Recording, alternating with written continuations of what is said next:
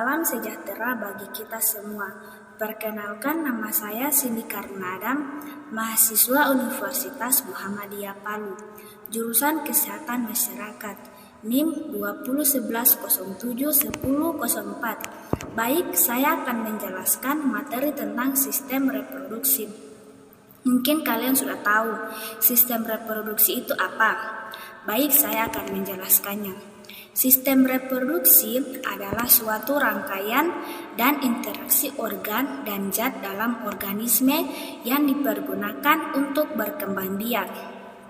Sistem reproduksi pada suatu organisme berbeda antara jantan dan betina. Sistem reproduksi pada perempuan berpusat di ovarium. Reproduksi pada manusia terjadi secara seksual. Artinya, terbentuknya individu baru diawali dengan bersatunya sel kelamin laki-laki atau sperma dan sel kelamin wanita atau sel telur. Sistem reproduksi manusia dibedakan menjadi alat reproduksi laki-laki dan perempuan. Selanjutnya, saya akan menjelaskan alat reproduksi laki-laki dan perempuan. Yang pertama, alat reproduksi laki-laki. Alat reproduksi laki-laki terdiri dari alat kelamin bagian luar dan bagian dalam. Alat kelamin bagian luar terdiri dari penis dan skrotum. Sedangkan alat kelamin bagian dalam terdiri dari testis, epididymis, vas deferens, prostat, vesika, seminalis, dan kelenjar bulbouretra. Penis merupakan alat untuk kopulasi, sedangkan skrotum adalah kantung yang berisi dua testis yang menggantung. Skrotum dapat naik dan turun untuk menjaga suhu testis selalu optimum untuk pembentukan sperma. Yang kedua, alat reproduksi wanita. Alat reproduksi wanita juga terdiri dari alat kelamin bagian dalam dan bagian luar. Alat kelamin bagian luar terdiri dari lubang vagina, labia mayora, labia minora, mons pubis, dan klitoris. Sedangkan pada alat kelamin bagian dalam terdapat ovarium, tuba, falopi, ovudit, dan uterus, yaitu rahim. Nah, selanjutnya bagian-bagian reproduksi wanita dan laki-laki. Pertama, bagian-bagian alat reproduksi wanita. 1. Vulva. Vulva merupakan daerah yang menyelubungi vagina. 2. Vagina. Vagina adalah saluran yang elastis, panjangnya sekitar 8-10 cm dan berakhir pada rahim. Rahim disebut sebagai uterus. Alat ini memiliki peranan yang besar dalam reproduksi wanita. Rahim berperan besar saat menstruasi hingga melahirkan. Yang ketiga, ovarium. Ovarium menghasilkan ovum.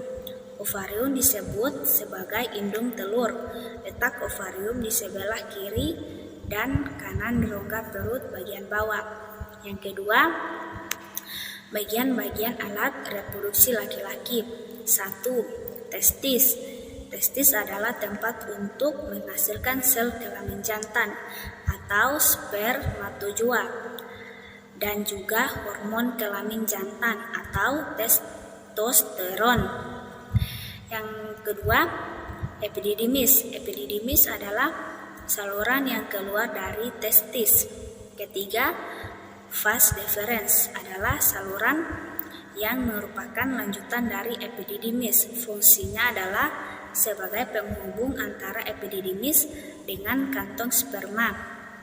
Yang keempat, vesicula seminalis adalah sebuah kantong yang dindingnya menghasilkan geta sebagai makanan untuk sperma.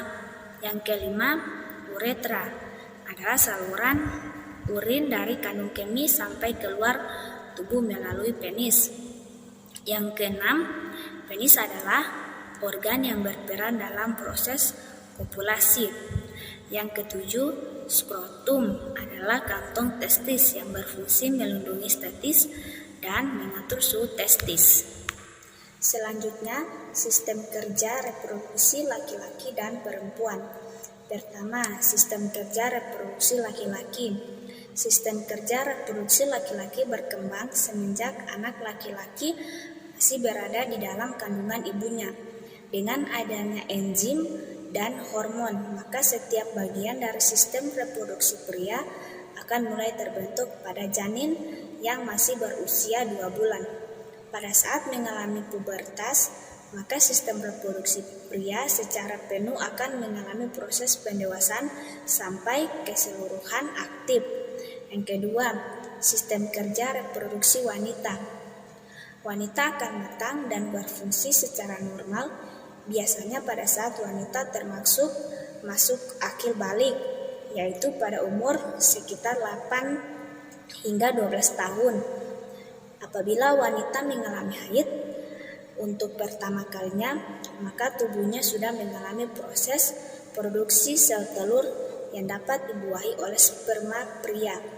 Pembuahan itu bisa menyebabkan terjadinya kehamilan.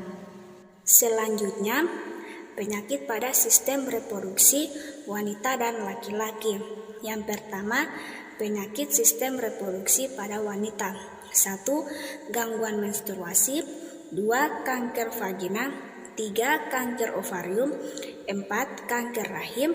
5. Kanker payudara.